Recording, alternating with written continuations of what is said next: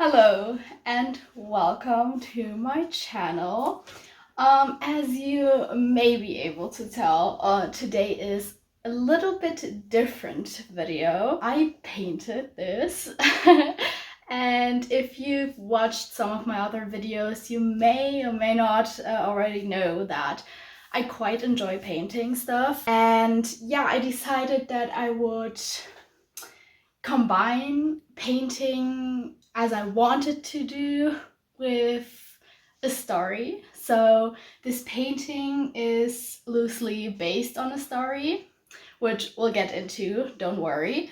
But yeah, I actually had an idea to create a series of paintings that all belong to a series. I don't want to tell you the name of the series just yet. I will be creating more pieces, and then as we go on, and I'll tell you about the symbolism and the meaning of the paintings, I'll also reveal the name of the series, not quite yet.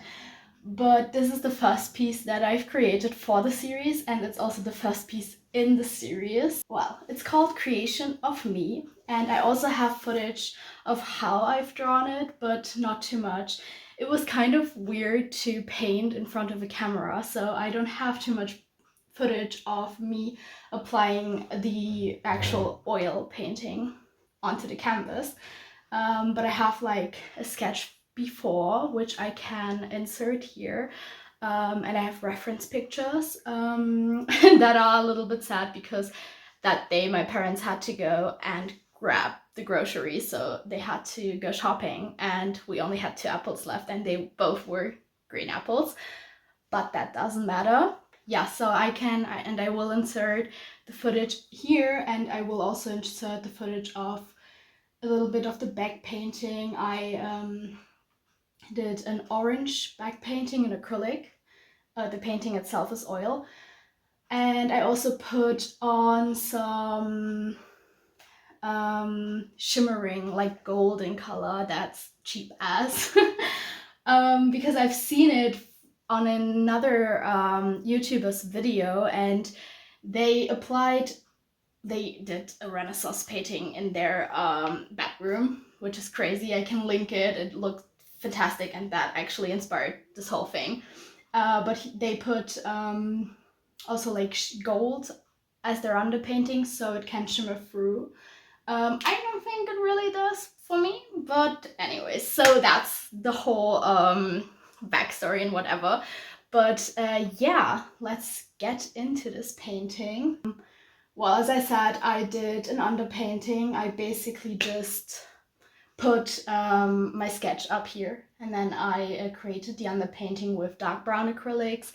And you will see the footage here because I have footage of that. I know that. I did it with acrylic. I'm also way better in painting with acrylic, but I only have very cheap acrylics, which isn't a problem, but I have, wait, I can show you. I have those like 500 milliliter tubes, and it's fucking stress to blend them or like to mix them. And yeah, believe me, like if I had to mix skin color, and then with those huge ass tubes, it would have been impossible. That's yeah, but yeah, I did the underpainting, and then I went in and applied the oil. And well, I'm not a big, well, I had art as a major. I'm not a big artist. I also kind of never really got back into drawing a lot of stuff. I usually do portraits, so still life is quite something different for me. But yeah, I'm pretty happy. I'm pretty content with it. And as I said, it has a backstory, so let's get into that. Basically, we have 2 things. It's based on a story, which maybe you can guess which story it is. It's pretty unconventional for a booktube channel because it's like not, yeah, well, it's a very well-known book, so yeah. But the painting that I quoted is Michelangelo's creation of Adam. I have to say this is not Adam's hand, because I was torn between doing my hand or Adam's hand from the picture.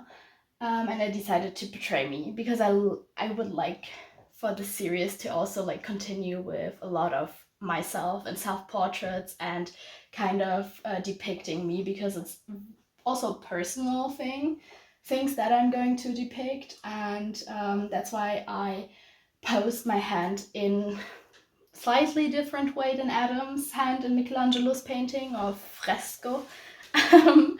But it's similar, and I think that with the name of the painting, which is Creation of Me, you kind of get, you know, what the quotation is. My hand is reaching for apples, and yes, the story that it's basically loosely based on is when Eve ate the forbidden fruit in the Garden of Eden. So yeah, that's the whole backstory. Now let's really dive deep into this painting. I have some notes on my laptop for Creation of Me. And the funniest thing is I didn't really like wanted to describe it myself, so I uploaded the painting onto ChatGPT, and he did a very well job, so let's just start. So this painting is a still life composition featuring a variety of objects arranged on a surface. The painting uses bold, vibrant colors and strong contrasts between light and shadow, giving it a dynamic and somewhat modern feel. The brush strokes are visible, adding texture to the objects and the background. The overall style suggests a blend of realism and impressionism, capturing both the form and the essence of the objects depicted. Well, I also took a video of it from the side where you can actually really see the brush strokes on the wall, and it kind of reminds me of like those old paintings or even also still lifes, and I really quite like it. I enjoy it every time I come into my room. It stands on this easel to dry, and I see it from the side and I'm getting excited. I don't know why. Okay, now coming to the composition, which I actually thought about it very well. I love composition. I love composition, because I feel like a good composition makes a painting like easy to look at. Even, for example, if I feel like I have a good composition, my parents and my sister, who have nothing to do with arts, tend to like the painting way more, even though they maybe don't understand that it's because of the composition, but I kind of feel like that's the case. I have studied arts as a major in high school, as I said, not in college or anything, but I know a lot about like dynamics and like leading the eye to a certain point or making the picture flow. Yeah, I love to think about composition. Yeah, so let's start.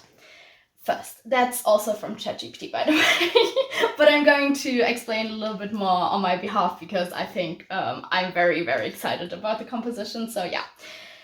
Focal points. The fruits in the bowl serve as the center focal point of the painting, drawing the viewer's attention, the viewer's eyes immediately due to their vivid red color and central placement. The hand and the teapot with the cups serve as secondary focal points, creating a triangular arrangement that guides the viewer's gaze across the painting, which I guess he means this is triangular. So we have the apples that are triangular, and then I guess he means that this is also triangular. So we have two triangles. Then we have color contrast, which I think I can explain better than ChatGPT. We have some color contrasts, which Also, I put in complementary colors. We have a lot of yellow, which the complementary color to yellow is purple, which I didn't use, but I think that I quite nicely used the complementary colors green and red, which the apples are the main focal point of the painting, and they are red. And then we have some green elements such as the cup, we have the wall, and we have the leaf. And I also decided to mud out, I guess, certain parts.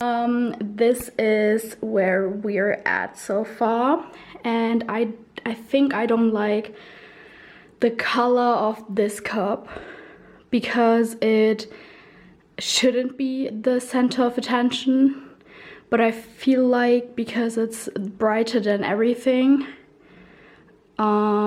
you basically, well, start here rather than like going to the apples, which I don't like. So I'm going to change the color, and I don't know if I like this color, but it could very well just be that I feel like this is also too bright, because this kind of, yeah, strikes my attention and then it like bounces off each other. But yeah, and then I used green in the background, which I was also torn between using dark blue or dark green. But I'm pretty happy that I did dark green because it's the complementary color of the apples, and I think this contrast works very well.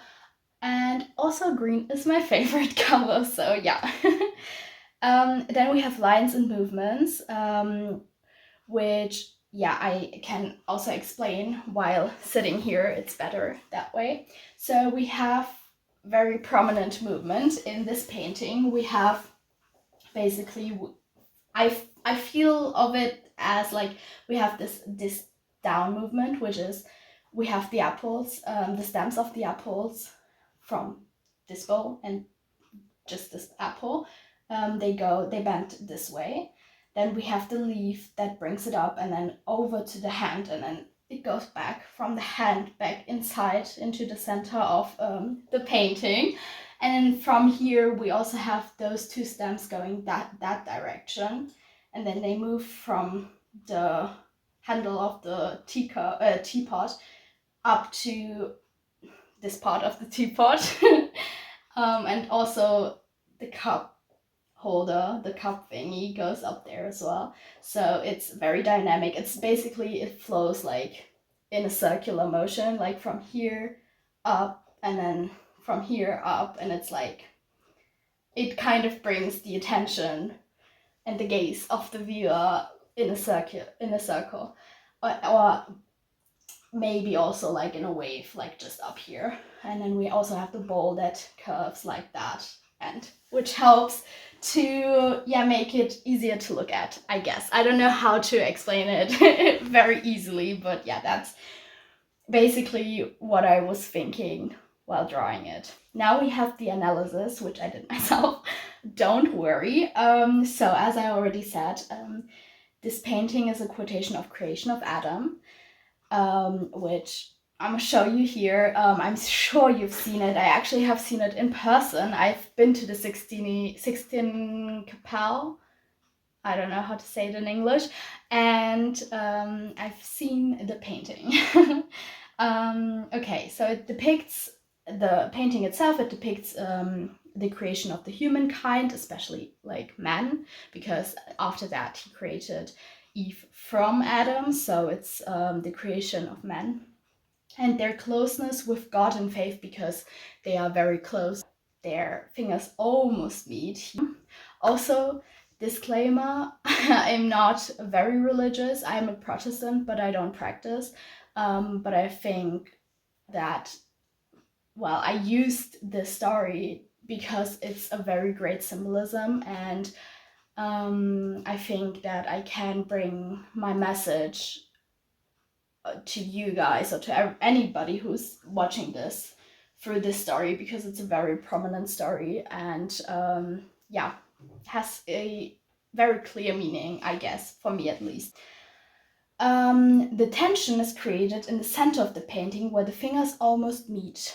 this not only creates tension but also excitement, which the hand also doesn't meet the apple fully. Then we of course have the story that is the inspiration for the painting, which is the story of Eve and the fruit and the forbidden fruit. So first we have Eve, who actually doesn't have a name at this point in the Bible, and she is told by Adam to not eat the forbidden fruit. At least that's from the Bible that I've read. I've read the story for this painting, so yeah, that's, I guess there are different, maybe, or slight differences in the story, but that's what I gathered, the information I gathered. So then we have the snake that convinces Eve to eat the fruit, since it will enable her to differentiate between good and evil, or good and bad. And it's also an image of wisdom and knowledge. So the snake is, and I think the fruit is. She eats the fruit, but also she hands the fruit to Adam, which I'm not quite 100% sure, but I'm pretty sure that he knows it's from the forbidden tree, and he still eats it, even though he's told her that she isn't supposed to eat it, and he knows he isn't as well, so okay. They eat, and after that they become ashamed of being naked. They hide from God, and after that, after he still finds them, he punishes them. The punishments are for Adam. He has to get his fruit from harvesting it himself, and he also has to work hard for it. And Eve has to work for Adam because he is now her master, and she also will now have excruciating pain when giving birth, which is awesome. And yeah, after you have now heard the whole story of this painting, I am going to explain you the meaning of it. And well, I wanted to create the series basically very close to my heart and a little bit focusing on mental health. But it also kind of became something different while I was researching. But well, the main focus is going to be on mental health for every single picture.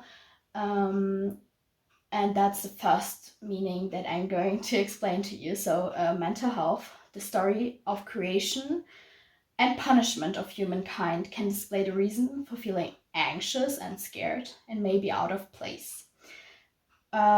Which I've also written down that the anxiety, basically, if we focus on and believe that this is how humankind was created, which I don't believe in, but as I said, it's a symbol. We can say that anxiety, or I have anxiety, and it comes from, well, the sin that Eve did. She ate the apple, and after that they became aware and felt ashamed, and this is basically the source of it, if you want to say so. The fig leaf actually is the leaf that they hide their bodies under to not be naked anymore, which, you know, the fig leaf is right here, which maybe can depict anxiety in this case, and being scared, hiding behind something. We also have now the ability to distinguish between bad and good. So that also means that you know when you feel bad. And then, of course, we also have, which I always feel like, the aspect of eating the fruit, the forbidden fruit, and gaining knowledge. Because, you know, the snake is portrayed as knowledge and wisdom, and the snake also is often, after that story, a well, a symbol for the devil. And I think that kind of fits very well, because I think with knowledge comes a lot of yeah, well, bad, because no, knowledge is always good and I'm all for that, but I think that people who basically know a lot of stuff and keep up to date and always are informed about stuff, are going to feel bad eventually, because people who don't care and who are quote unquote dumb, I guess, don't care about a lot of stuff, like for example climate change and stuff like that, and just in general, the more knowledge you have, I think the more anxiety you get. And yeah, that's also something that can be interpreted in this painting. And the second meaning that came into the series, I guess, because I feel like I'm going to be depicting it as well in each painting, is the portrayal of women in society through my paintings. So of course in the story, women are regarded as less than because now they have a master. She's also punished harder, I guess, than Adam, and she also gets a name only after that happens, also from Adam, her master. Which, yeah, and I feel like a lot of it can be intertwined, because a lot of well, yeah, a lot of bad feelings and stuff can also come from being a woman in nowadays society, and it being very hard. But yeah, that's what I kind of wanted to portray with this painting, and I think I did quite a good job. I have to be honest. I never usually paint still lifes. As I said, I'm usually painting self-portraits, and yeah, I hope you enjoyed. I also don't know, like for the next video, I wouldn't want to do it like so sit downish. I guess I would like to have more of footage of me painting actually. But yeah, let me know if you want to see me continue in the series. And also, oh yeah, as a last word, this is, I mean, I created this with an intention and a meaning, but feel free to interpret whatever you want, because that's art, and I think it's very nice when art is ambiguous and not dictated, basically. You can put, like, I don't know, you can put your mental health struggles or any struggles for real into this painting, and feel whatever you want to feel. If you're very religious, maybe this has a different meaning to you. But yeah, also I can show you the next painting in the series. I'm not going to tell you what it is, but it's going to be based more on story or book, I guess, than this one is. It's pretty big. It's huge. It's 1 meter by 70 centimeters. I've never drawn anything as big as that. But I am so excited, and it's going to be a story from Shakespeare that I still have to read. And it's also going to be a quote. I am going to only be quoting major paintings in the series. And it's also going to be about a woman who, yeah, finds a tragic ending, I guess. So that fits the theme as well, but it's also going to be about mental health. And yeah, if you liked it, give it a thumbs up. And if you want to see me paint, maybe like probably actually paint the second painting, subscribe. And hopefully we'll see each other the next time. Bye bye.